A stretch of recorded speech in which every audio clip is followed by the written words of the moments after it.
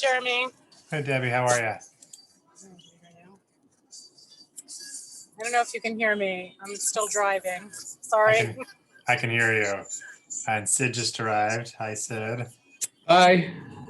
I can't put you on speaker, so I'm gonna put my phone down so it doesn't look like I'm talking on the phone. That's a good plan. I am getting my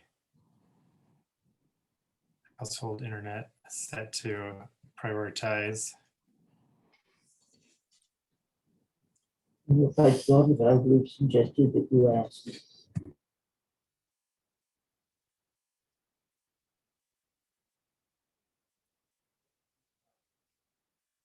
And we'll begin in a minute or two. Let's see if I can. Oh, hold on. That's wrong.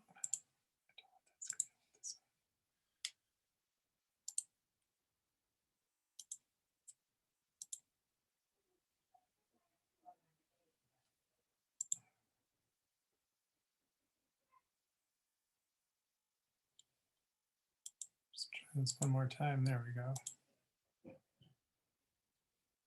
Okay.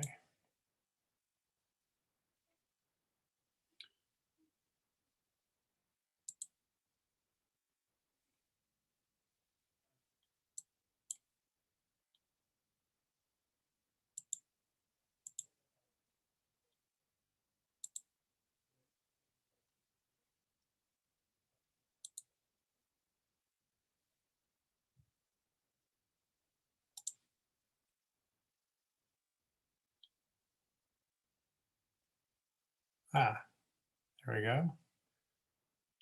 Waiting for everyone to arrive.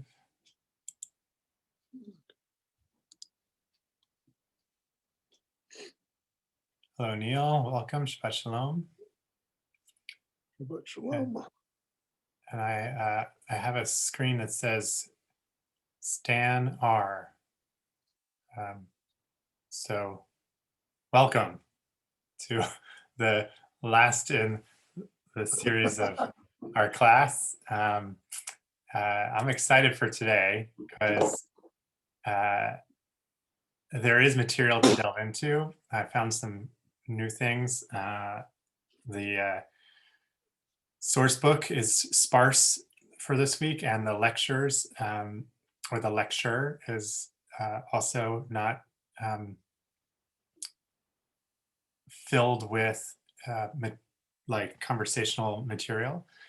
So it affords us a chance to kind of do an overview and summary, but also to kind of dig in deep to texts that I do think, you know, merit some real conversation. So I'm going to do things slightly differently, which is to say that in addition to giving you this, oh, I forgot to change the date, sorry. This outline for today where we'll talk about our favorite texts and then make sure we understand this concept of two homes, whether they are two homes that somehow we put together, right? Or they're two homes apart, right? Because the course title is Together and Apart. The question is it with the ampersand or is it, right? Kind of or. In order to kind of address that, we're going to also touch on what it is that North American Jewry or Israeli Jewry should do to kind of help make that an and or an or. We'll address our own at-home-ness, meaning like, okay, what does this all mean for us personally? And then I'll leave you with some things to kind of follow up with. But here's how I want to kind of do it. I want to first do a quick kind of overview, a kind of reminder of where we've come. I'm going to come back to this, don't worry.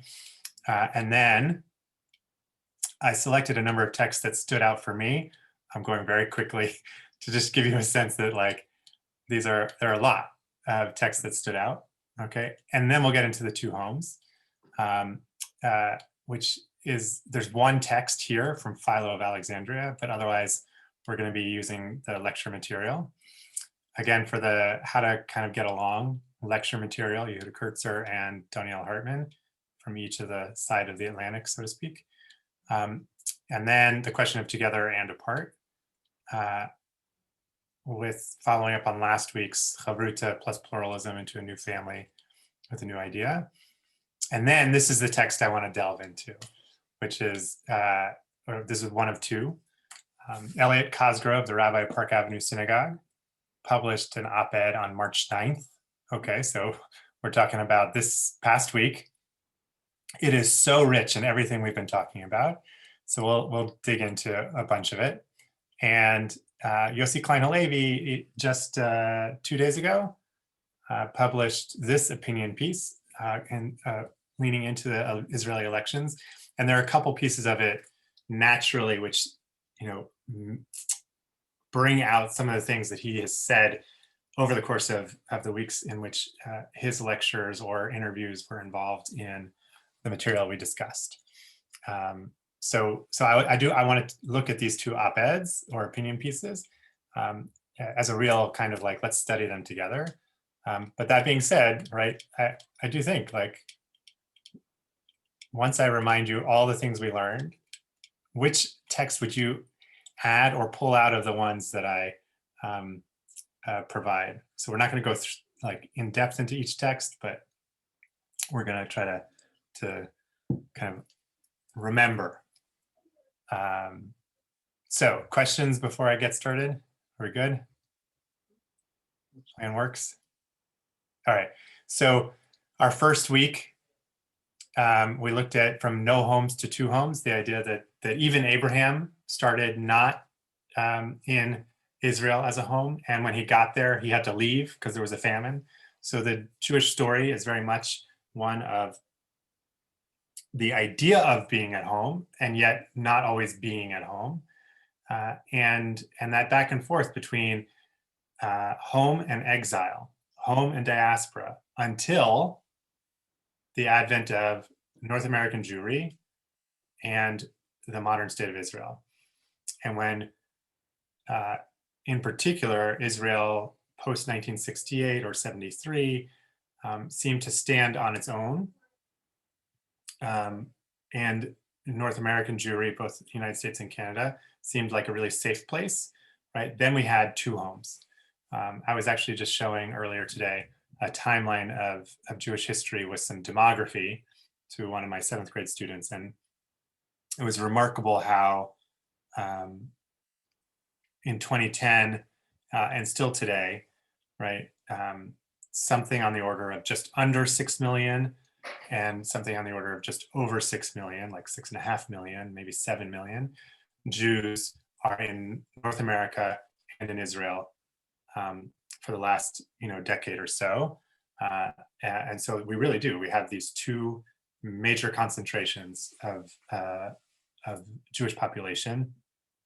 And the two home model is one we're gonna have to figure out. So that being said, we looked at Judaism of being and becoming. Judaism of being, you're born a Jew.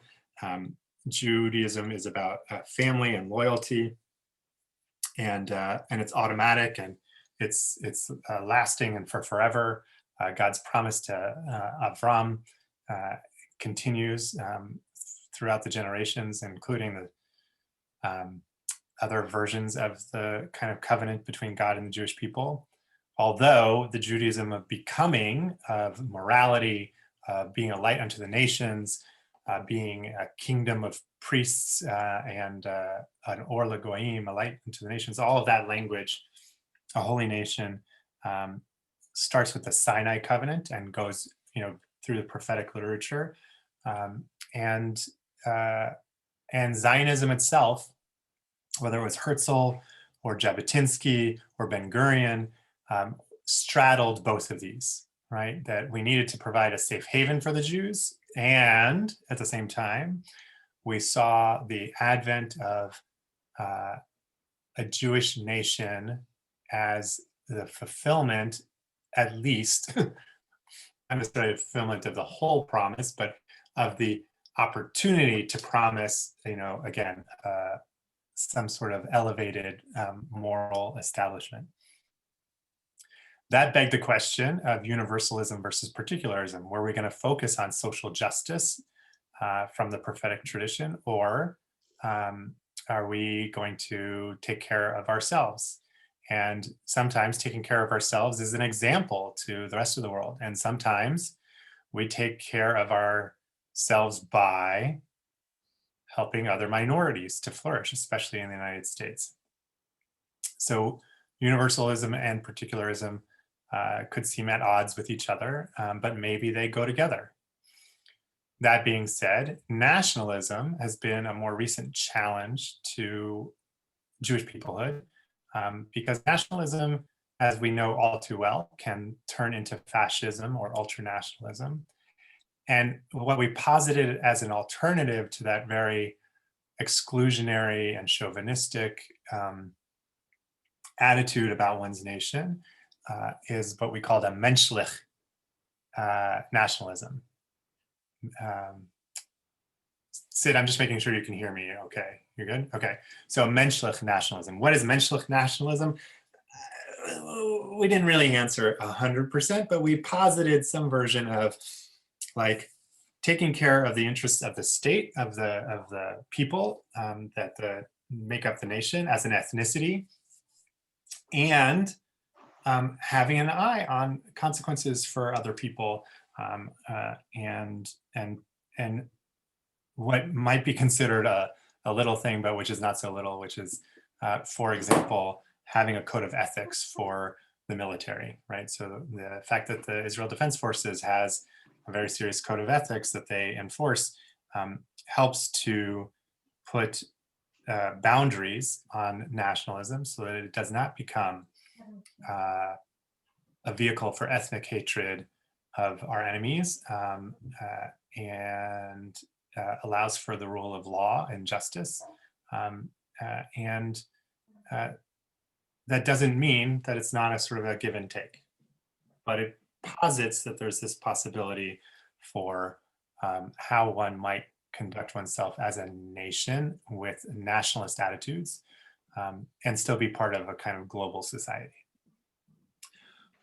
Another problem, though, as we looked at challenges to Jewish peoplehood, is anti-Semitism, which has kind of always been there since the Jewish people were first called a people by Pharaoh, not the Pharaoh who knew Joseph and welcomed us, or welcomed his brothers and father and their families to Egypt and let us settle in the land of Goshen, or the area of Egypt at the upper,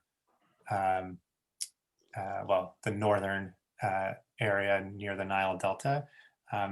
The Pharaoh who came later and was fearful of this populous ethnic group known as Bnei Israel, the children of Israel, and saw us as a threat, saw us as a dual loyalists, and which is the number 6, but really kind of began that process of articulating what we call anti-Semitism. Again, Haman articulating why anti-Semitism is able to kind of gain a foothold has everything to do with our being a people who dwell apart no matter where we are.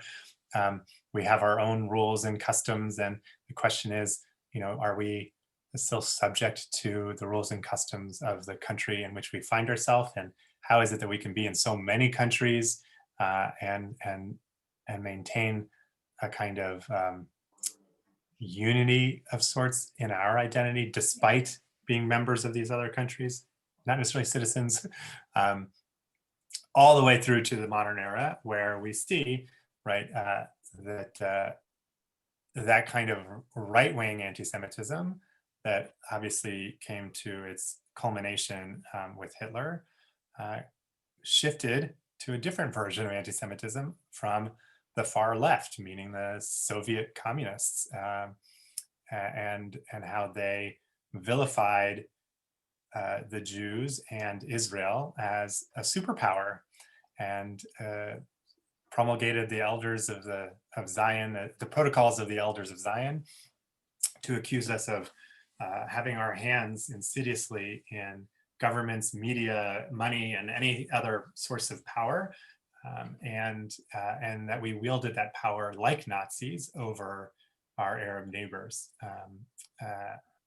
Those two right and left wing anti-Semitisms have kind of come together today in new versions on the right and new versions on the left, with white supremacy now not necessarily in vogue so much as more vocal and prominent and active, and also on the left, where you have anti-Zionism as a form of anti-Semitism, where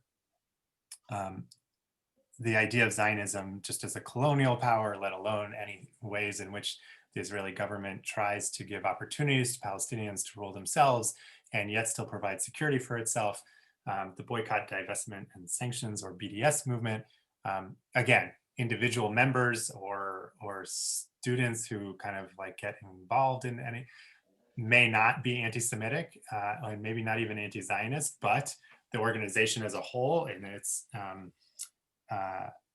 its double standard and its efforts to delegitimize Israel stands as a kind of left-wing anti-Semitism. So we have to face that challenge. And a key thing that we mentioned in the process is we shouldn't point fingers at each other. At the right should not be calling out the left all the time and only the left, right? It should call out its own areas of anti-Semitism. And the same thing, the left should not only call out on the right, it should also recognize anti-Semitism in its own ranks. And Jew versus Jew is bad for all of us, which gets a little bit to the identity politics. So dual loyalty I mentioned along the way. We looked at, again, from Pharaoh to Haman and what it meant for the Jews of Persia. We looked at when Napoleon opened the ghettos of Europe and allowed the Jews of France to be citizens, how they couched their Judaism as a sort of a private matter, that it was a matter of religion and not a matter of nation or maybe even ethnicity. They say we are French, right? And we'd be more comfortable with French people in England than with Jews in England, because, right, like it's who are your real people.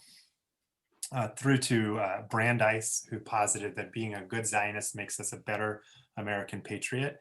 And then the Hartman scholar Michal Biton suggesting that a key feature of contemporary identity politics, so not necessarily the identity politics of the 90s or the aughts, but of this particular decade, identity politics really is going to be about recognizing that within our coalitions, we each bring different stories. Sometimes they're generations old, sometimes they're based on ethnicity, sometimes they're based on any of our other identities, right? But as we negotiate the ways in which our personal identities interact, and then we come to a coalition, we need to recognize that somebody else is doing the same thing, and to appreciate that in any given moment, someone might step back or step forward. So Jews of color took a far greater role in the second Women's March, the one in 2018, than they did necessarily in the one that took place in January 2017. I think it was a 2019 March, actually, right? But there were other Jews, particularly Jews of Sephardic ancestry or Arab Jews from Arab lands ancestry, who did not take part in that Women's March because of the leaders of the march expressing support for Louis Farrakhan and other issues. So, right, when we want to be included because our history as Black Jewish Americans, that's not my history, but some of those women are, right? It was important to be there. And when you have experienced anti-Semitism in Argentina or in Morocco or in Iran, right, you're going to feel very different as a Jew participating in a women's march that includes anti-Semitic tropes. So So as we weigh those different things, we need to be aware of all of our identities and bring that to the fore. We looked at different relationship models to try to redo this whole thing to get back to the two homes as a good thing. We looked at family, we looked at consumer, we looked at partners and investors. And again, I'll show you the slide where I tried to have our class end with this notion of a deep, abiding kind of partnership or friendship known as chavruta, as kind of being part of like a mini society, and including a family piece, but maybe thinking more broadly about family to redefine it. And we're going to take it a step further this week so that we can figure out, okay, so all of these, 1 through 7 are at play. What are we going to do? What's it like for us? Questions about the overview? No. All right. So Sid or Neil, in any texts from our many weeks together stand out to you as kind of newly, strongly meaningful, or ones that are going to sit with you as we kind of prepare to take this class with us into our lives? Well, when when I was looking at the homework, sort of interpreted that to mean of all the texts that we talked about at the last class. Okay. I just sort of went through them, and I first settled on the Isaiah, but then I replaced that with the David Hartman quote, which with a covenantal partnership, or I forget what it is, that seems to comport with me more comfortably, and reflects my own attitudes towards tikkun olam and the role of being a partner with God and trying to create what will ultimately be the messianic era on earth. So that's what's stuck in my mind. Amen, Stella. Just one other thing I would mention. One of the texts, one of my favorite texts in general, that I used it as a tagline on my signature on my email when I was working for a living, was the quote by Rabbi Tarfon of that it is not given to you. It may not be given to you to complete the task, but neither are you permitted to not get involved.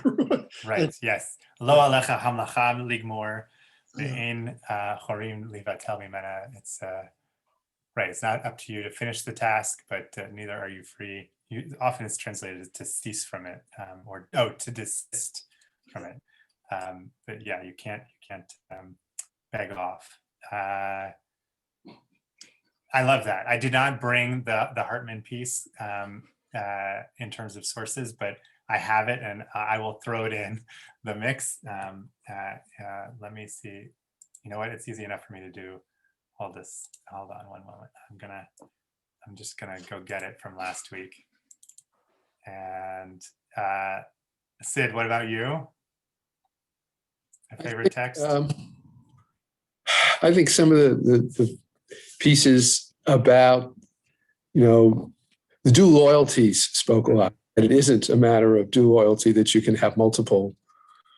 And I'm not sure, like Brandeis and his, I don't know if the best way you can be an American is to be a Zionist, but I sort of appreciate dealing with that issue, with that struggle. And some of the things that were said. Yes. So, and yeah, keep going. No, I was just saying the text, when we talked about the dual loyalty, that's the question that has bothered me, being a Jew and being an American, and the attitude towards Israel. And you can be all those multiple things. You don't necessarily, have to be one or the other. I'm glad you lifted up that particular topic, because in many ways, the Cosgrove piece that again just came out this week that I want us to get into. It's going to touch on, oh no, I take it back. It's not really dual loyalty. It's a sort of like, but it plays on the opposite, which is like, how can you be, right, an American and also supportive of Israel without questioning your Americanness is the only problem. So let me sit with your reflection, and let me just also enlarge this. This was the passage from Hartman's book, A Heart of Many Rooms, where again we looked at text that highlighted the ways in which God felt compelled to share with Avram the pending destruction of Sodom and Gomorrah, and the fact that Abraham really argued with God was the impulse, right, for Hartman to articulate that the partnership between God and humanity wasn't going to be merely like God created us, we live, God hopes we do well, sees we don't, destroys the world and starts over. Instead, it's going to be letting humans share history, and so establishing, right, a covenant of mutuality, sharing responsibility for history by limiting God's actions, and therefore not just giving us free will, but making more room for our free will to kind of work itself forward for the positive, in addition to the sort of like morally neutral, if not negative. And so we become morally responsible in that partnership. Let me see if I can pull up from 2 weeks ago something good for the dual loyalty. And Stan, I'm curious if you happen to have like gone through any of our videos and had a favorite source of your own, or you know, if there's a Jewish text that stands out that you wanted to kind of. Well, I have not been in any of the previous classes, so I'm going to pass on making any comment about my favorite thing, but coincidentally, I happened to listen in to last week's services at the Park Avenue Synagogue. And I heard Rabbi Cosgrove delivering the sermon, coincidentally. I imagine actually what he said in his sermon, it just became the op-ed. So it must have, because I'm looking at it now, and I think you're right. And I think it was very surprising, like how he said that it's both good and not good. Correct. Yeah. So the positives and negatives, and I thought it was really fascinating, and I think that he had a really interesting outlook. Mm-hmm. So I'm not going to say much more because I hadn't really thought about it much since last Saturday, but I'm going to be more in listening mode today. That's I just perfect. happened to be joining because I was researching synagogues, and this looked like an interesting program, so I just popped in. Excellent. Well, I'm glad you're with us, and that you can bring the not just the full text, so to speak, having heard it all, and it looks like you may have actually found the whole op-ed. I'm only excerpting for our discussion purposes. So like having witnessed it is even better than having read the whole thing, and having access to the whole thing is, you know, obviously better than excerpts. But so I'm going to tease out pieces, and just to kind of pick up on understand what you're saying, for the rest of us. You know, I only in passing in this course, which is, you know, again, it's the Hartman Institutes. I engage, it's meant to be a 14-week discussion. We condensed it to 8. I only in passing did the whole, like, is it good for the Jews or is it not good for the Jews? Like, it's generationally, I think that was a way that we as an American Jewish community spoke often. I don't know if they did it in the old country or not, I can tell you that when I work with younger folks, they're like, what are you talking about? But I remember, so I'm going to keep it going. But I didn't spend a lot of time on it. And what Cosgrove does is to play on that, to say, what happened in Israel, and we mentioned this at the end of last week, with the Supreme Court decision about reform and conservative conversions in Israel, counting for the law of return, not necessarily for marriage, but for the law of return, how that was good for the Jews, right? And I even mentioned at the time that the political response, given that the elections are coming up, was negative. And I didn't say this, but Cosgrove does. It's bad for the Jews. And I want to get into like why he feels that way, and just the language he uses is very rich.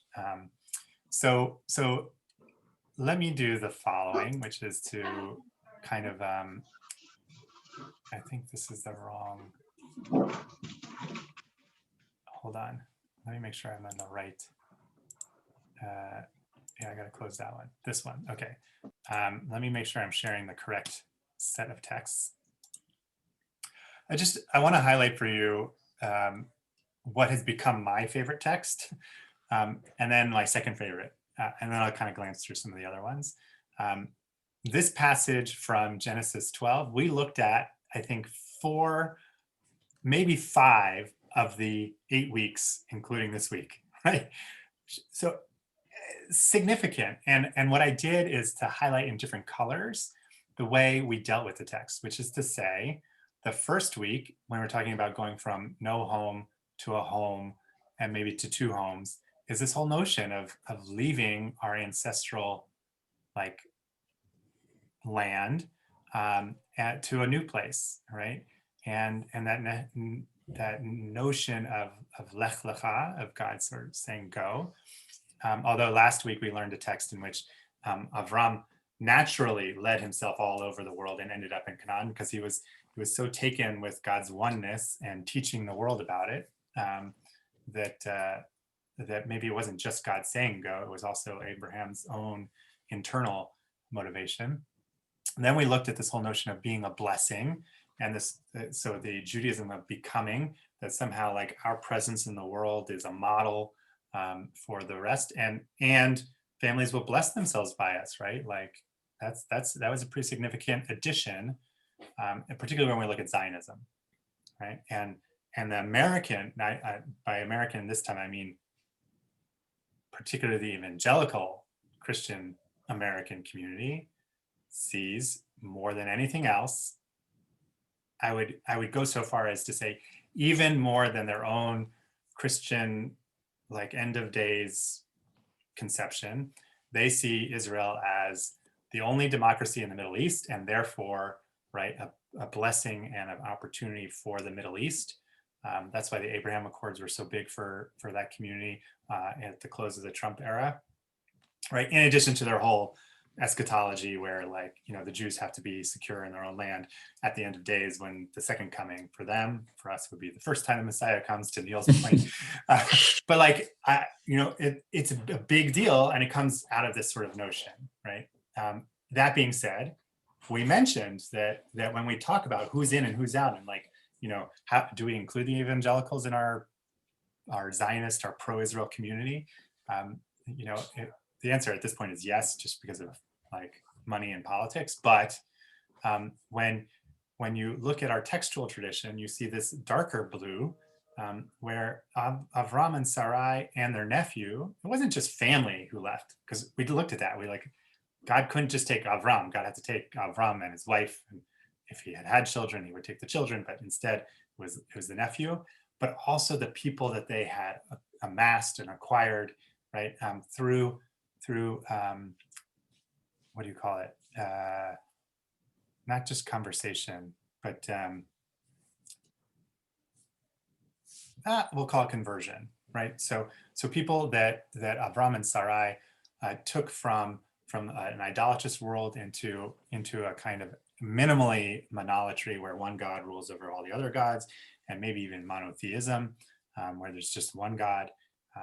So that idea that our family can actually have extensions, which brings me to my second favorite text, where we are supposed to be careful not to hate our brethren, our achicha, like our literal blood brothers, right? Our family by that kind of thing, nor amitecha, our extended family, our our people, which we would call our kinsmen, right? And then even the children of that, so like our countrymen, our fellow, we're not using citizen yet, but we're going to get there. Knowing that we also have neighbors, people who are kind of traveling in this world with us, right? And that we should love our neighbor as ourselves. So these are people who are enough like us, people with whom we interact day to day, who maybe aren't ethnically and certainly not through family or tribe, part of our family, but they are, or our community, but they are so in communication and interaction that we should consider them as ourselves. And then there are going to be foreigners, people who come from elsewhere to live among us temporarily for a long time, doesn't really matter. And because of our experience being that kind of stranger, foreigner in Egypt, we should treat that foreigner as a citizen, right? So refugees from elsewhere, we should give some kind of citizen status to. And we should love the stranger because, like ourselves, because we were strangers in Egypt. So these different layers of, right, the people that Avram and Sarai amassed could be kinsmen, they could be fellows, they could be our neighbors, our re'im. And as they moved from one place to another and were foreigners themselves, maybe, right, the people who joined them would be considered the ger b'toshav, and in particular, Avram, when he buys the cave of Machpelah to bury Sarai in, he recognizes his own status as a foreign dweller. So he goes out of his way to pay for the cave as opposed to accepting it as a gift, because he recognizes that, sometimes that boundary is complicated politically, and he wanted it to be very clear that he knew that he was, part of this sort of like the neighbor, but he was also something of a foreigner, and so he went out of his way. So those are my two favorite texts. The others that were kind of up there, just to name them, are the passage from Jeremiah that says we should pray for the prosperity of the foreign nation that we live in, and we should set down our roots. So, if dual loyalty was a big thing in our Jewish community, if Zionists were calling Americans who don't make Aliyah bad Jews, which doesn't happen anymore, but it almost did, we could pull out Jeremiah in our defense. The Isaiah passage, Neil, that you kind of referred to, being a light unto the nations, is significant, as is the fact that it goes back not just to that Judaism of becoming, to our potential, our moral responsibility, but even that God knew Isaiah from the womb, that this was, right, like Isaiah's place in the world is a matter not of choice, but of birth. Sorry, I realized I wasn't showing it big. Micah was helpful because it brings us into the American context. It's the same thing as the Isaiah. In fact, this spears into pruning hooks, swords into plowshares, sword against, right, and not knowing war anymore. Sorry, this is the swords into, the swords into plowshares. That language Isaiah uses as well, literally. But this verse from Micah, every person shall sit under their grapevine or fig tree, and no one shall make them tremble, right? It was just really big with George Washington, both as a general in the Continental Army and then as our first president. So it helps to kind of bridge that American and Jewish world. Herzl, just a reminder, whatever we attempt there, meaning in the Jewish homeland, for our own people will benefit and redound mightily and beneficially to the good of all mankind. So again, it wasn't just about the Jews having their own state. The Brandeis peace that had multiple pieces to it, right?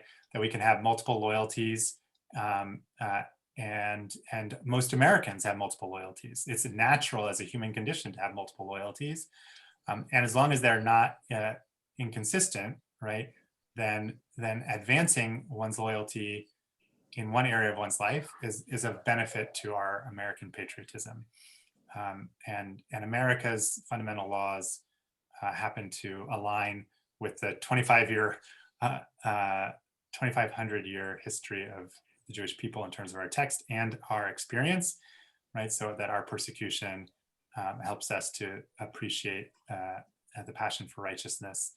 And so he wants us to do deeds worthy of our ancestors. That's the extra pieces, to actually be active about this and not just passive. I mentioned Michal Biton as articulating the identity politics for us, right? That it's not a dichotomy that posits an either or worldview in which individuals who refuse to march in one area are portrayed as not caring about racial justice or social justice, right? We have to pay attention to all of our little pieces of our identities. And then the question is, like, how are we going to talk about all this stuff? So I brought this text. I'll see if we need to come back to it. It's about how to argue, and the Rabbi Cheskel saying, like, you can disagree and it's fine, pluralism, right? But Rav Yosef was more like tolerance. Like, if you don't do like the majority of us say, like, what you did wasn't so great, right? But no harm. So let's keep talking. Whereas Rav Nachman Bar Yitzchak ends up actually saying, if you do the minority opinion, you deserve death. That's what the text said. And so we call that deviance, right? So there's pluralism, tolerance, and deviance. And in our class on that session, we actually carved out a tolerable deviance, where the behavior is anathema, but your personhood we would hold on to. So in order to better appreciate what Cosgrove and Yossi Klein Levi are going to say, let's do a little bit from the lectures, and see if that helps set us up for a really good, intensive conversation. First and foremost, I've been bothered by the language in the lectures, which are these video lectures, including the one for this week, which basically suggests that this is the first time in all of Jewish history where the Jews are blessed with sovereignty in Israel and comfort as a minority in a foreign nation. I don't know how much it's worth discounting the Jews of the Iberian Peninsula before the Catholics came, but under some of the Islamic rulers, we were second-class citizens. There's no question that we were not full-class citizens, but many Jews lived like full-class citizens, and not just as court Jews. So maybe the golden age of Spain was another time, although we didn't really have sovereignty in Israel at that moment. So I don't know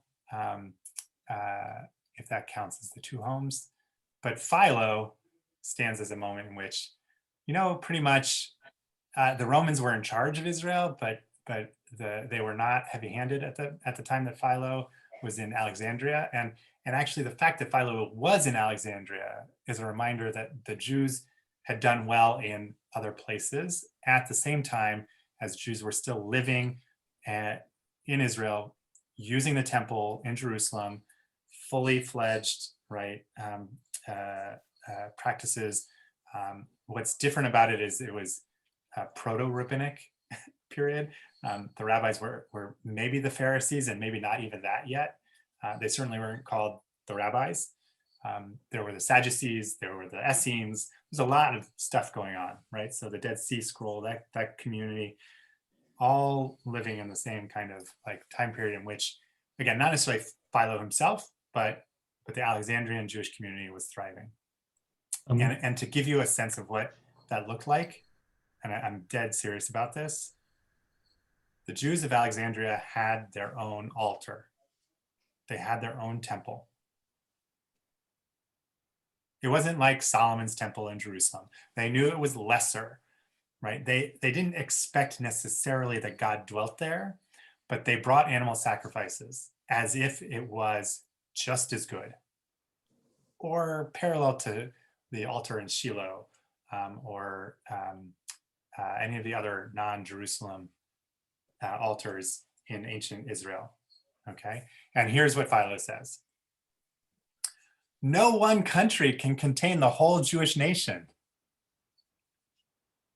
Not even Israel, by reason of its populousness, right? The Jews were already by Philo's time spread out actually over North Africa along the Spice Trail. I don't know about all the way to China, but it's possible, okay? And this is like, again, easily 2,000 years ago, on account of which they frequent all the most prosperous and fertile countries of Europe and Asia, whether islands or continents, looking indeed upon the holy city as their metropolis in which it is erected, the sacred temple of the Most High God. So again, Jerusalem still is, Ki Mitzion Tzetze Torah, like out of Zion, out of Jerusalem, Torah is going to come.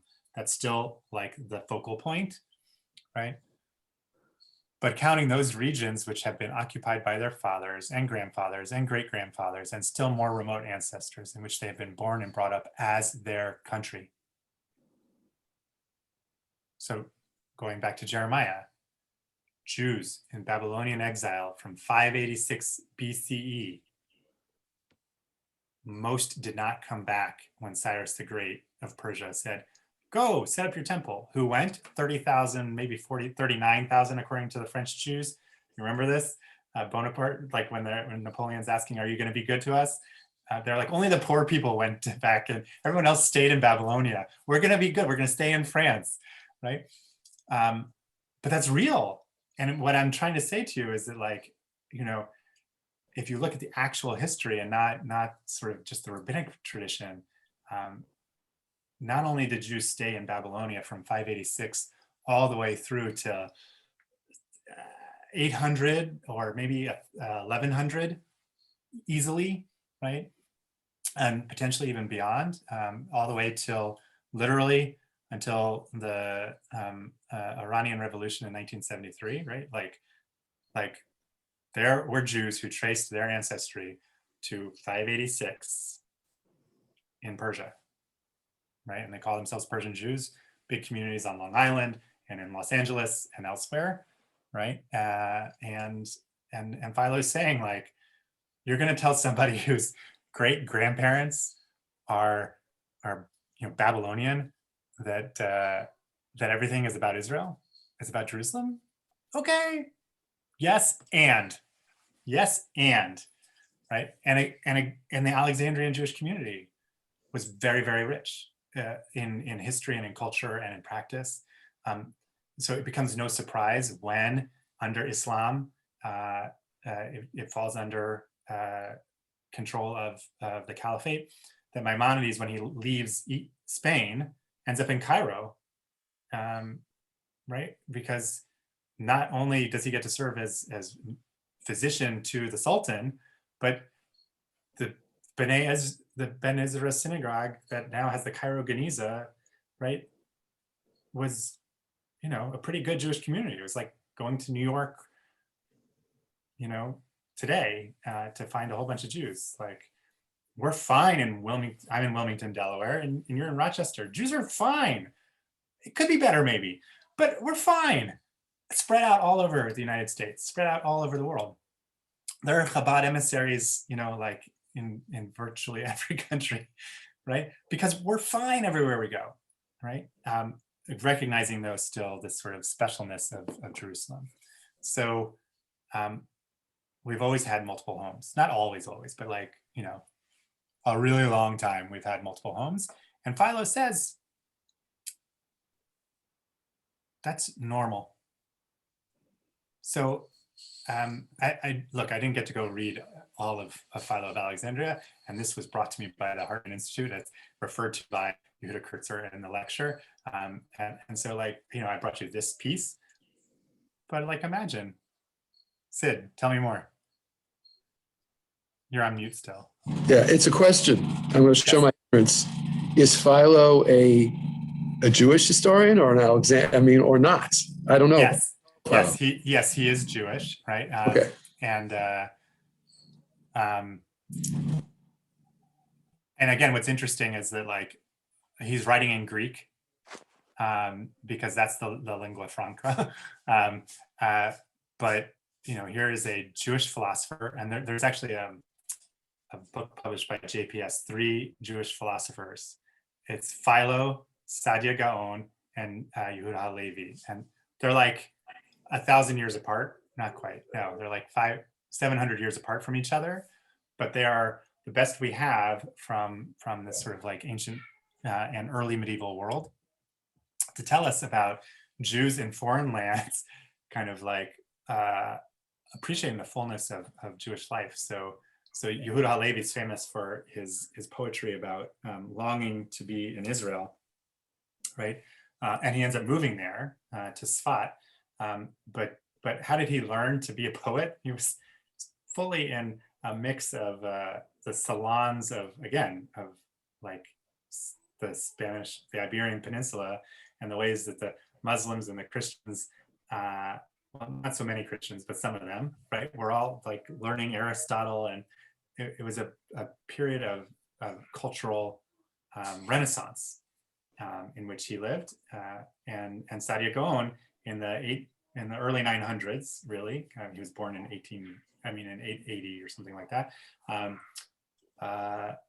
His philosophy is comparing Zoroastrianism to Judaism, and like he's doing this fully, appreciating again that like in Yehuda Halevi and Saadia's time, Jews weren't allowed in Jerusalem for a variety of reasons. There were some who lived near it or whatever else, but like we'd been in exile officially. But Philo lives when there are Jews actually in Israel. And so we've had this two-home thing, even again, for most of our history, when one of the homes was just one of hope and longing. So what does that set up for us? Sid, did I answer your question? Good, okay. So in the very, very first opening sequence of our first class, we talked about how Yuval Noah Harari documented the ways in which story helps to define our self-understanding. And the stories we tell are so important. And that's why we looked at all these texts. And so, really, we could tell any story we want. The fact that we tell the Passover Exodus story, right, gives us obligations towards other people and a certain self-understanding of maybe also not being at home and a hope for home. Question is, now do we need a new narrative that's big enough to encompass like 2 actual equivalent homes, as opposed to, again, being in exile but happy there, or being in exile and hoping for a home? Like, what do we do now? And I added this question actually to the Hartman slide. What happens if there are 2 stories, right? What if really, like, Philo's kind of right, and the story of my grandparents coming to America is the story of finding a new Zion. I don't accept that personally, but what if I do, right? And Israel doesn't matter to me. And what if Israelis feel like we don't need the diaspora, and those North American Jews, like, they say that it's so important for them to lobby the Congress, but like, not if they're going to lobby the Congress for the next Iran deal. Right? I mean, that's the attitude of some Israelis. So do we have 2 stories, and do we just leave it at that? So I'm posing that as a question as we look at this, which is what it means to be at home is to understand, right, that Judaism may actually be, again, about the journey rather than the arrival. And so what might count as a meta-narrative is this dynamism throughout time, as opposed to I'm an American or I'm an Israeli, right? And I said this, I think, last week, but I said it to my students today, in kind of looking ahead to the Israeli elections. The prayer for the state of Israel says, Reshit Smichat Geulatenu, the beginning of the flowering or the blossoming of redemption. We don't treat Israel as redemption. Like, we just don't. We think of it as the opportunity for the possibility of it. And so maybe we should give Israel a little bit more room to kind of like figure itself out. It's only 73 years old, almost. So what does it mean for us to come home, right? And by coming home, by the way, right, a homecoming is not the same thing as an arrival. Homecoming and arrival, two different things. And what does it mean to, what does it feel like to come home versus to arrive? And if we are coming home, does that obligate us one way? And if we're arriving, does that obligate us in a different way? And lastly, it appears as if we have actually arrived, both in Israel and in North America. And the question is, like, you know, do we experience a homecoming when we, you know, show up in either place? Which is, I'm just gonna put this out there, there are many Jews who don't feel at home Jewishly in America. There are plenty of American Jews who don't feel at home when they show up in Israel. There are Israelis who like walk into our synagogue and have no idea what's going on, right? Like, it's not Orthodox. I mean, they don't like Orthodox, but they don't, what are the women doing, right? And what's with all this music or singing and like, oh, I like this, I don't know this. And so, you know, are they at home or are they just showing up? And how can we learn to learn in that position? So one of the things is to focus on what it means to host. Okay, so Yehuda Kurtzer posits in the lectures for this week that mutual thriving should be our goal, right? Like Kol Yisrael Arevim Ze B'Ze, we're all kind of tied to each other. We're all responsible for one another. We should seek mutual thriving. So even if, right, I don't particularly care for any administration in Israel, any particular government or coalition, I still care about Israelis because they're Jews. Well, I mean, I may even care about Israeli Arabs, but definitely I'm going to care about the Jews, right? And I'm speaking generically, not as myself, okay? And by the way, Israel should feel the same way about us, right? Because it's part of their mission. Like, if Jews are ever in trouble, we're going to rescue them. Do they really want to bring 6 million Jews from North America all at once? That's going to devastate the country.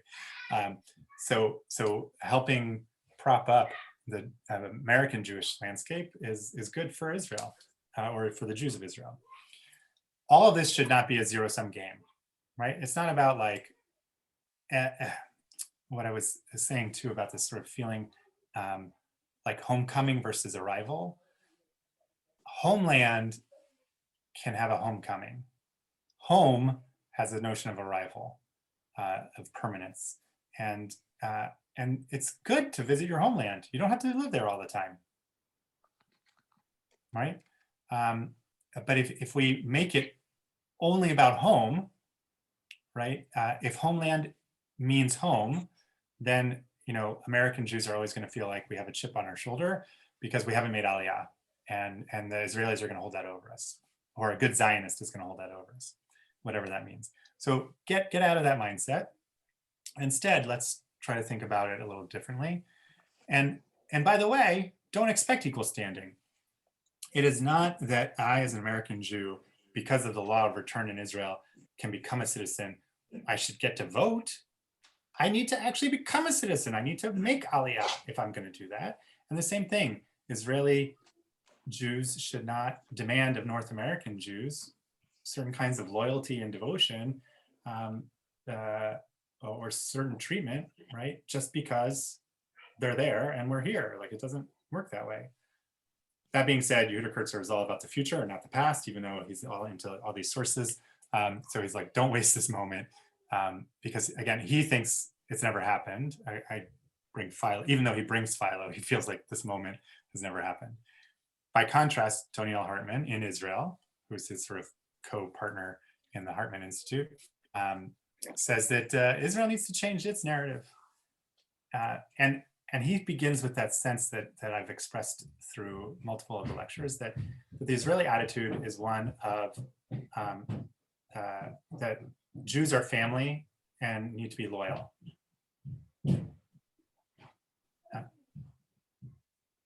And he wants to refine that a little bit. He's not trying to like get rid of it because he understands it and he actually feels it himself. So what he proposes is to look at the whole notion, what I'm going to say more broadly. And he says, look, I've lived in Israel long enough that my children are grown and I am blessed to have grandchildren. And my grown children have their own houses. We are a multi-home family.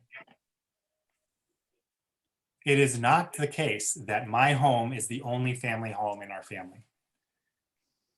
And wouldn't you know it, that like, look, my wife and I, when we want to go visit the grandkids or even our own children, there's a little question there about like who they really want to see. You know, we announce that we're coming, we knock on the door, we don't just walk in. We have the key in case, you know, God forbid, we're ever needed, right? But like, we don't just walk in. And our kids, like, they accommodate us. They like make sure we have space, and they'll like go and buy some extra food, right? To share with us, you know, but really, you know, we're entering their space and it's okay. By the way, our door is always open.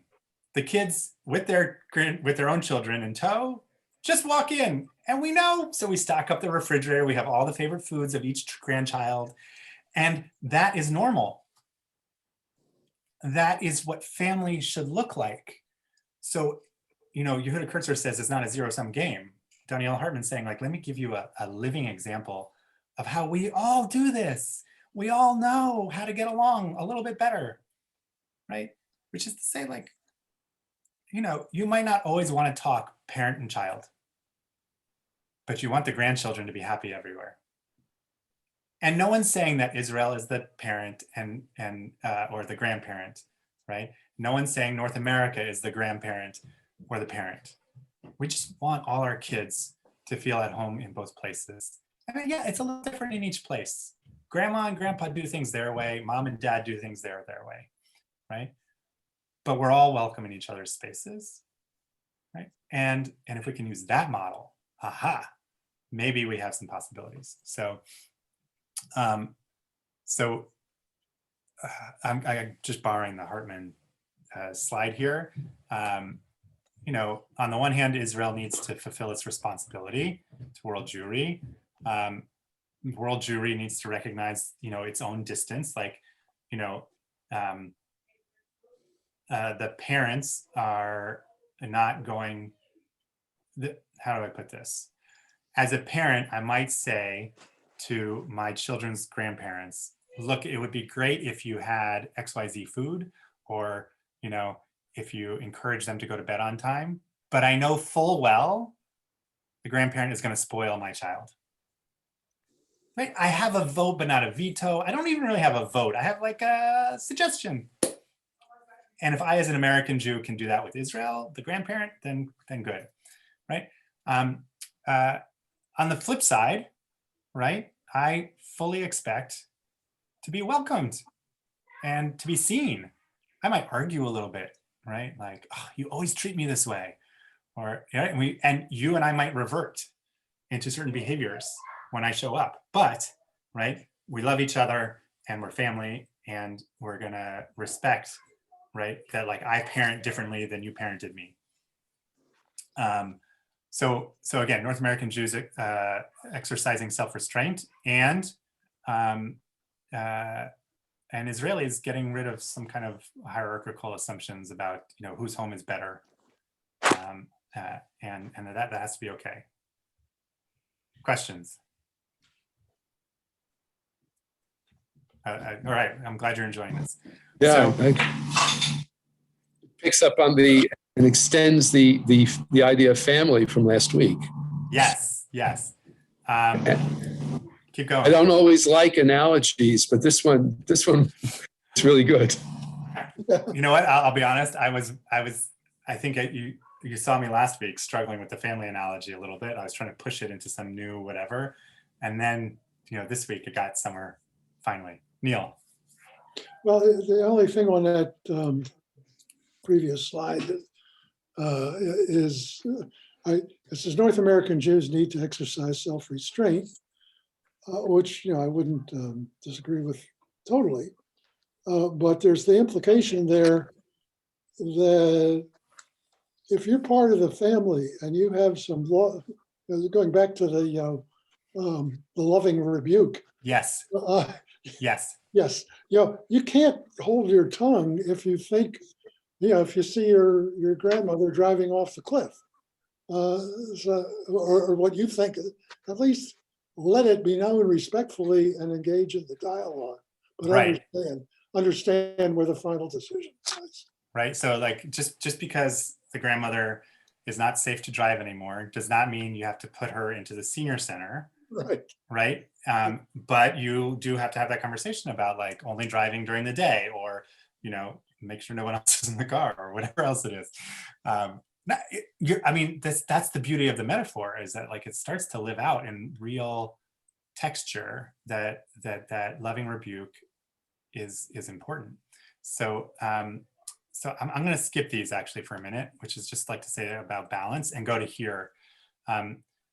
So last week we talked about this, like turning the chavruta into a pluralist framework, right? So like, again, like not every family, I know this, like there's some families where one generation to another, like there's no conversation. There just can't be. There's too much pain. I don't know why. To a degree, it's my business that like I'm the clergy for them because I'm a rabbi, but like most of the time, I just know that some families, there are times when they stop talking.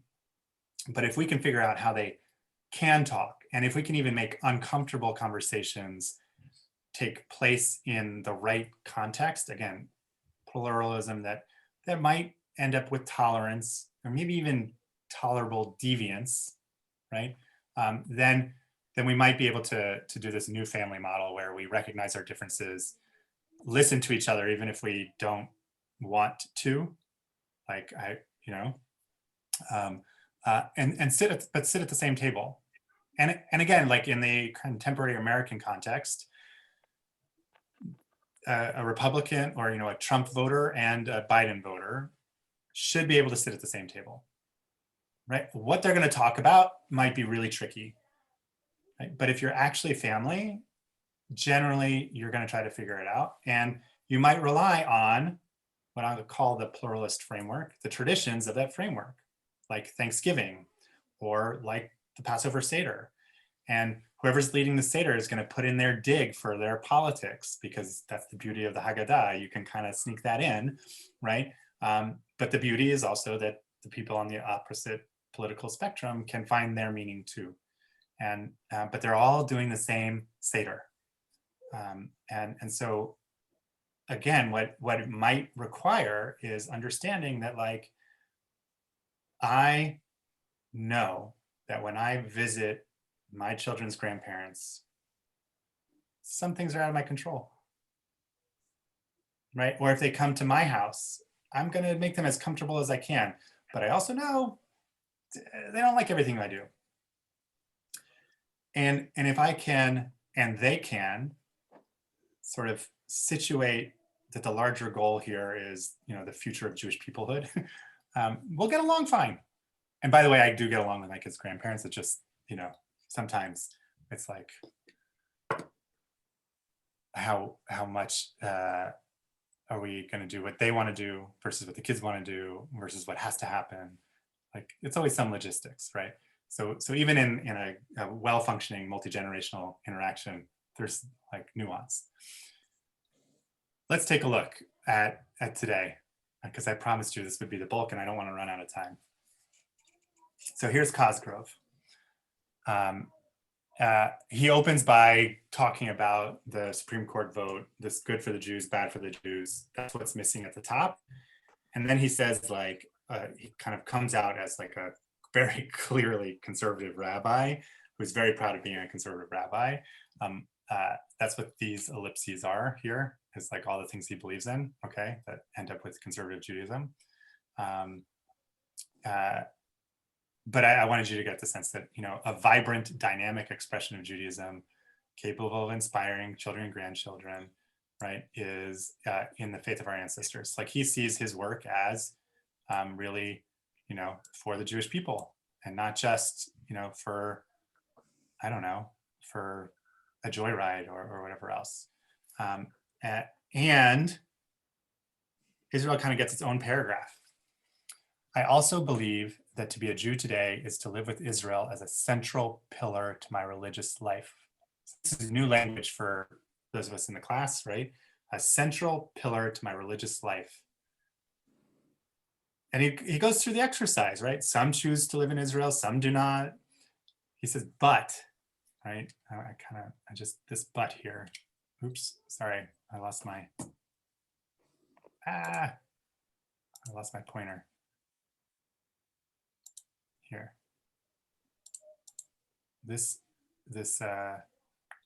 But, right? Engagement, concern, and support for Israel, the sole sovereign Jewish state, where half the world of world Jewry, right? Home to half of world Jewry. That has to be at the forefront of one's Judaism, right? To not have that engagement and concern and support is to abdicate what it means to be a Jew. And I love this phrase: I could no sooner abandon my commitment to Israel as I could my commitment to prayer, mitzvot, Torah study, or tikkun olam. Stan, I don't know what it was like when you heard that, like how he delivered like that punchline. But to me, that stands really large, right? And this is what we've been talking about, is that like Israeli Jews are going to have to develop their Jewishness.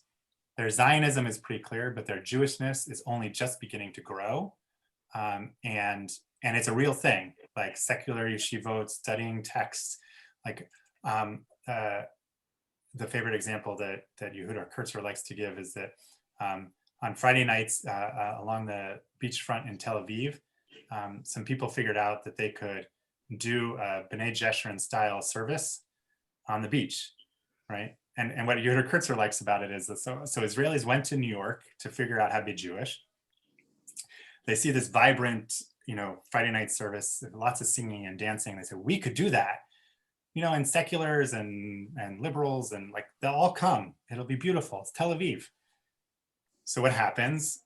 A bunch of American rabbis go to Israel. They visit Tel Aviv. They say, let's check out this service. They love it. They're like, we could do our service outdoors. Like, anyway, right? So this back and forth.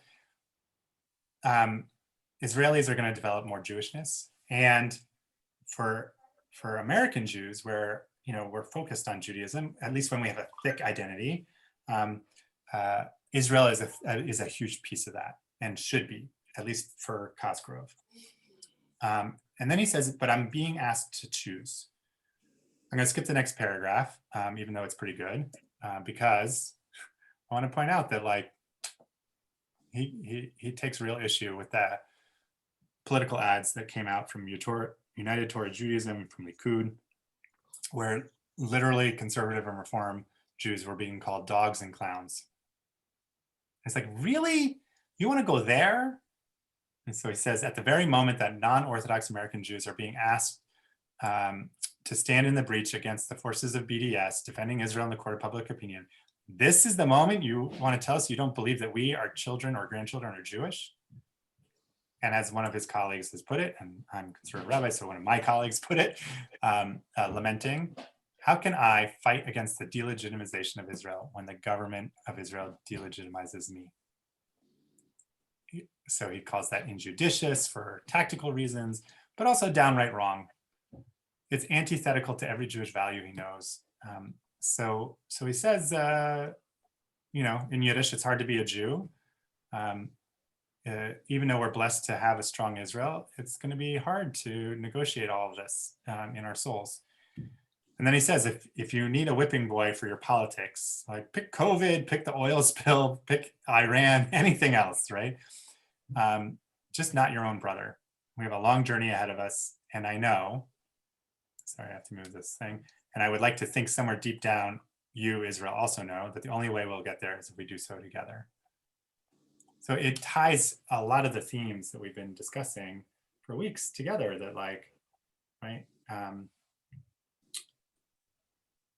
that this is not about dual loyalty, it's about a singular loyalty, or, you know, recognizing that we have lots of commitments, but Israel is a central loyalty, and at least when it comes to within the Jewish community, right? So stop pushing on the negativity there, and don't play politics with this notion of where I belong and what kind of family member I am. Comments or questions on this piece?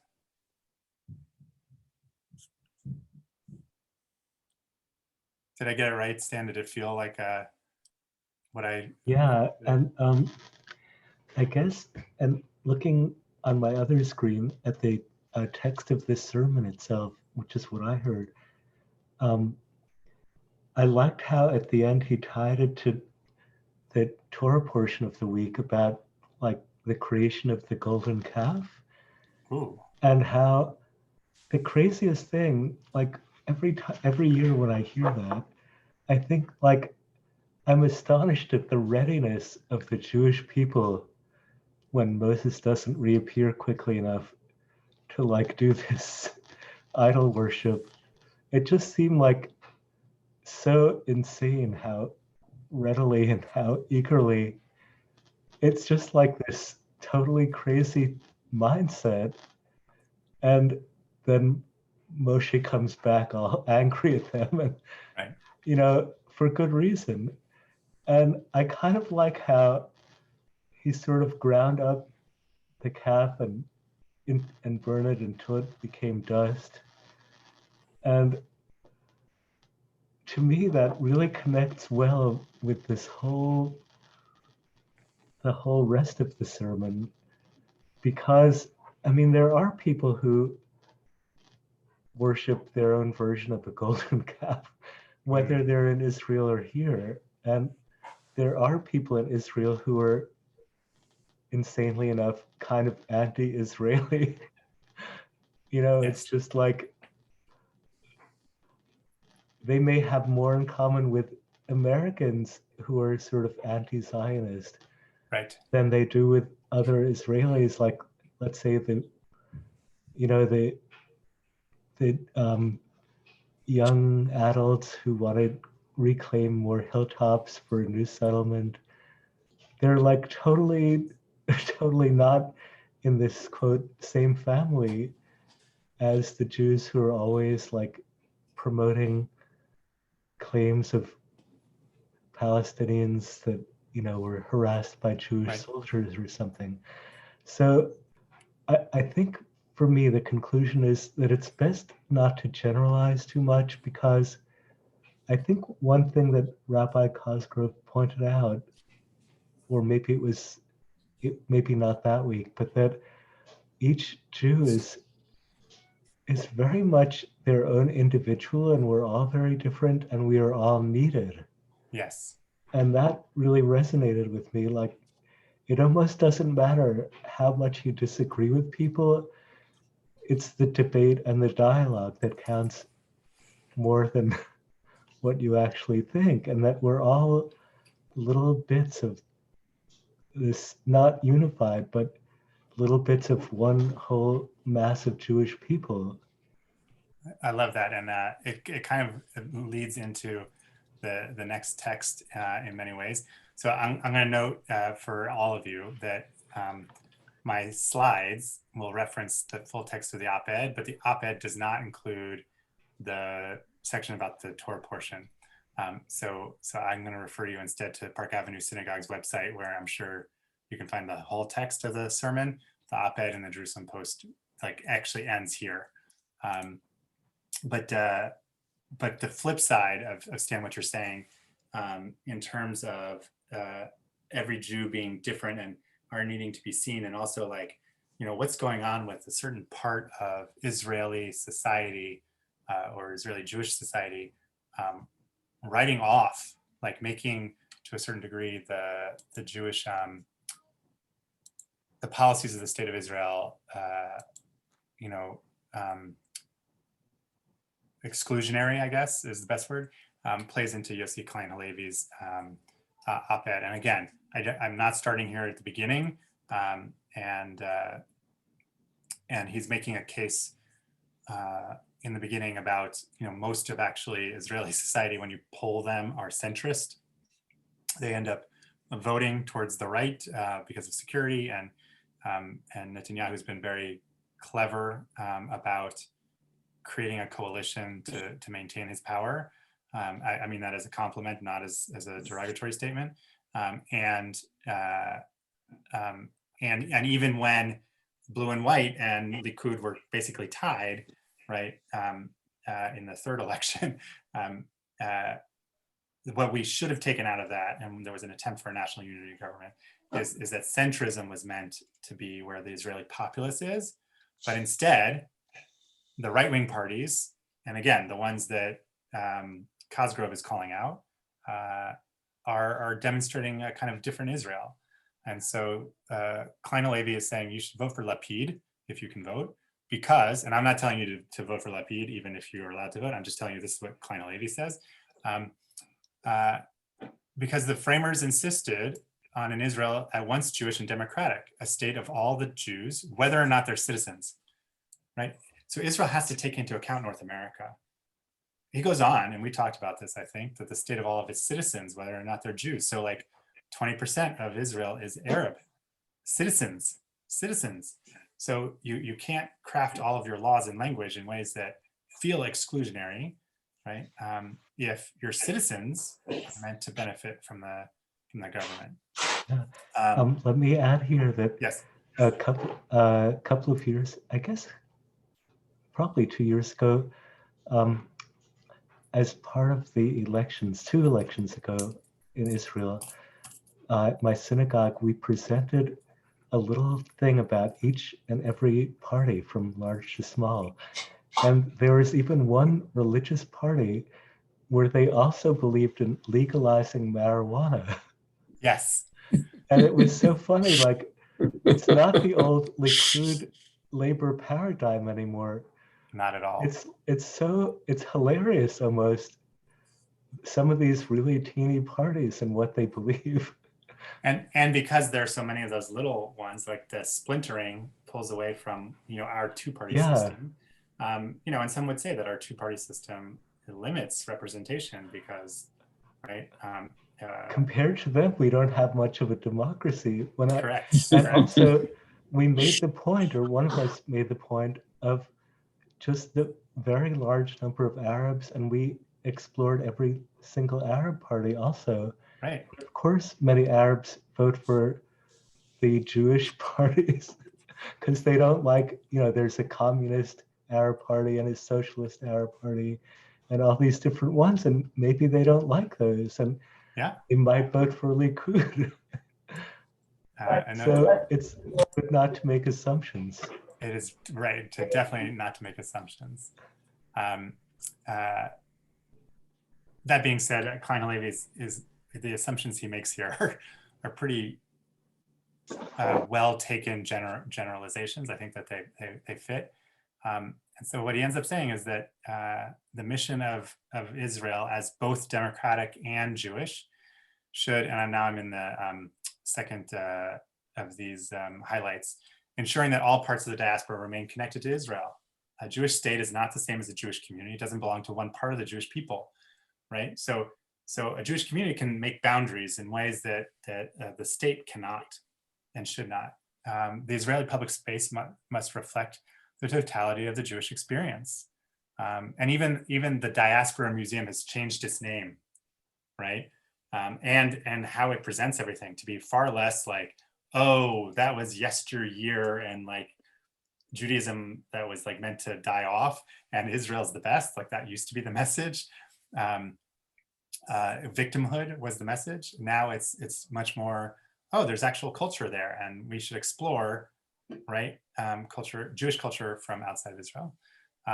Official Judaism cannot be entrusted to a single gatekeeper. That goes explicitly to this idea of who determines who is a Jew, and the Supreme Court stepping into that, because doing so would negate the Zionist commitment to the Jewish people. and then he adds one last thing, which I left in. Look, Lapid may or may not be a mensch. It's not for me to call, like, really. I just love that he used the word because it reminded me to remind you of menschlich nationalism, right? So, like, look, Netanyahu, he plays realpolitik. He doesn't kid around it, and again, in many of the same ways that many Americans felt that Trump was right for the moment on the world stage and acted in his ways. Israelis felt the same way about Netanyahu and his behavior, right? And there are those who voted for Biden because he's decent. He might appear to many Americans as a wimp and all kinds of other really negative things that I'm not going to get into because they're probably not fair. But menschlichness, right, is something real in our tradition. And so for him to call Lapid a mensch is to remind us that Israel could be menschlich nationally. So questions or comments on this, and then I want to try to see if I can like summarize the whole course for us. Things that occur to me. One is that as I recall the reading you suggested, I forget who it was, talking about how we deal with, who was the... Linda Sarsour, the 2/3 and 51%. Yeah, the 2/3 and 51. How do you decide who you let join your coalition and not, without putting up this purity litmus test for everybody, which makes a lot of sense. But where he carves our concerns basically into the three parts, the core values, yes, you just cannot compromise on, and then those items that are derivative of those values, yes, but that, given the pragmatics of the situation, we can choose to look the other way on, and then those other things that we just don't give a hoot about. And at some point, I think the heat of the argument between what's going on in Israel and the diaspora is really based on, are we really bumping heads against that first question, the core values that we really can't compromise on? And that's the thing that generates the most heat, because of the feelings that question implies. And just to bring it back to the previous slide, there's the phrase in there that there is no one owner of the Jewish state. But I think Israelis would say that among the total family of Jews, that really it's just the ones that live in the Jewish state, yes, that own, yes, the Jewish state. Yeah. So Sid, do you want to add to this? Well, what's either confusing me or just makes the issue complicated is that I take the Cosgrove piece to be, hey, ultra-Orthodox, cool it. And that seems to be an issue that's not just about the diaspora versus diaspora in Israel, but it's within Israel and within here. I mean, I met, some really self-righteous, obnoxiously self-righteous ultra-Orthodox who, well, you're not Jewish because you don't daven the way I do. And so I'm saying that it's not just Israel and the diaspora, but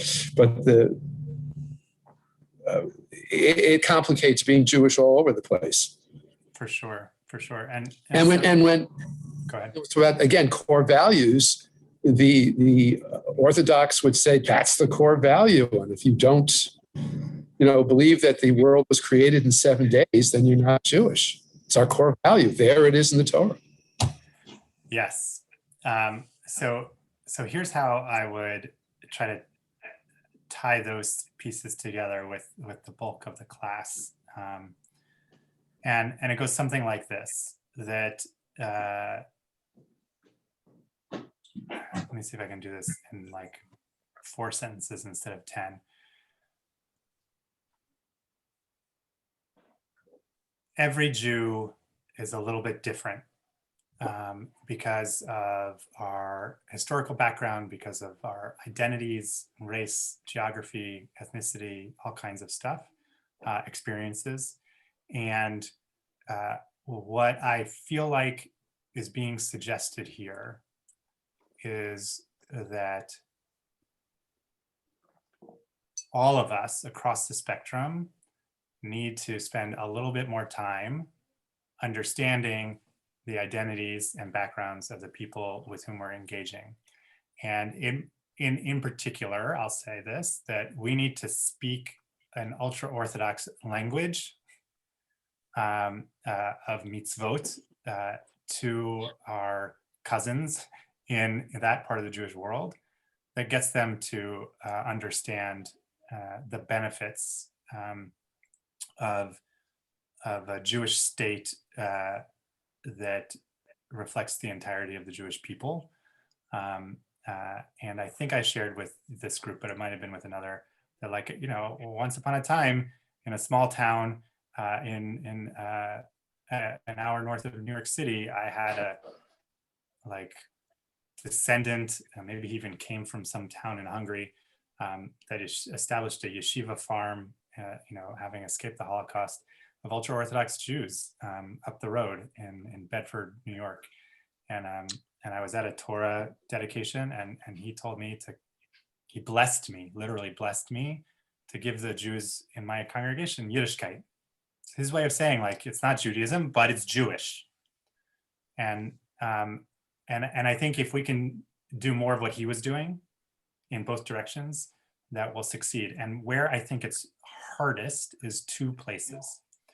One, policy, because policy is real. It's very easy to have this conversation in theory and to look at sources and even when we didn't disagree so much, this group, but like, you know, if we did, we managed it pretty easily.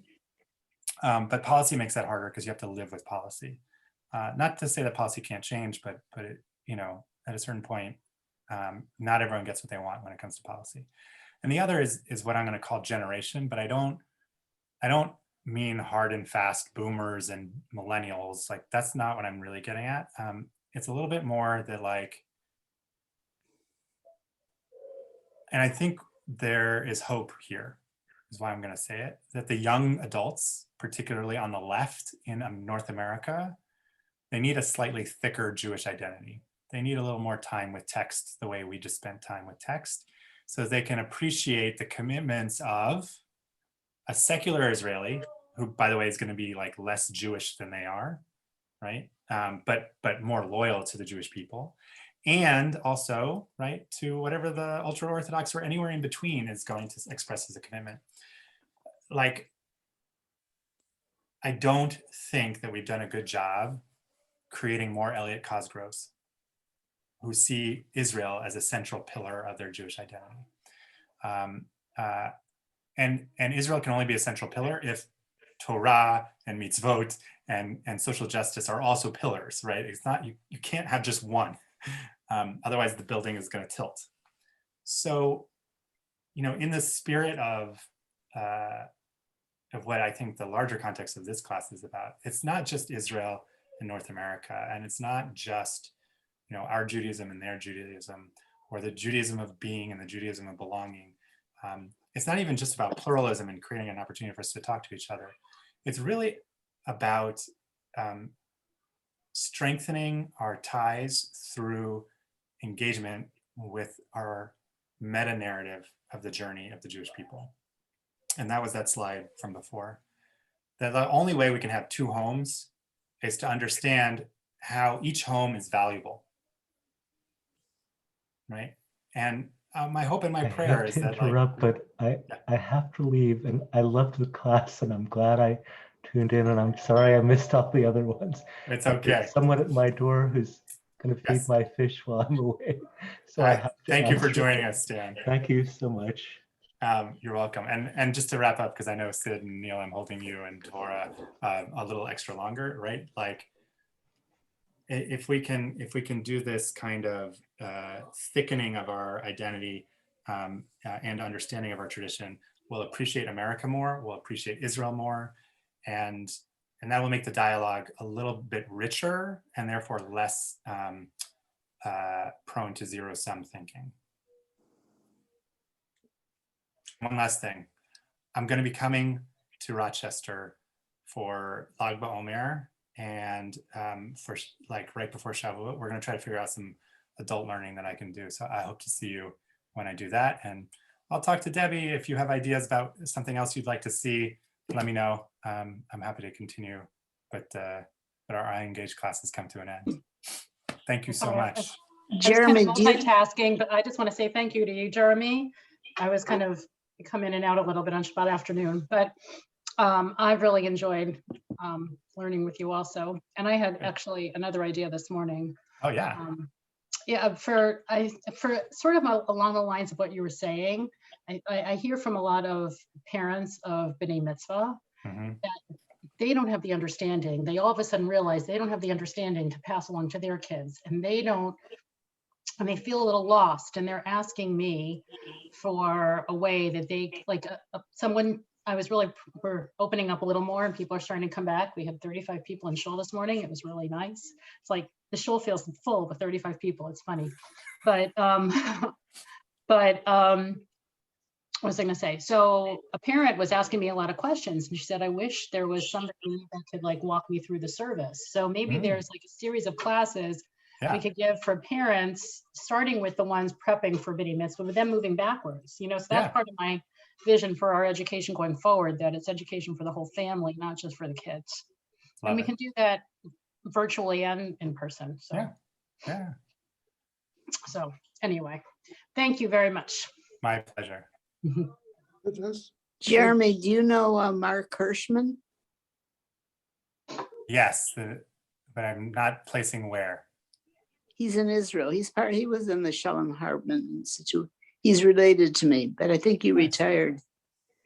Yeah. So I know the name, but not the face. Do you know what I mean? Yeah. Okay. Thank you very much. It was very interesting. I'm glad you joined us. 1 o'clock is just a little early. I never make it at 1 o'clock. I'm sorry. I think we'll try something like this again, but we'll try a different time. Maybe, I think there's people that might like to study during the day, during the week that are retired, Is that, that might be better than Shabbat. I don't know. Right. No, and certainly, between now and June or July, that should be possible. And I think we might get Jeremy to participate in our Tikkun Leil Shavuot also, maybe. Looking into that. So I'm trying to work my schedule of like who's home. Yeah, we'll see. Yeah. One way or the other. Sort of surprised. I'd love a course on the Siddur. Okay. Duly noted. Sort of surprised that you I'd like to really understand what I'm saying. Neil, what you were saying?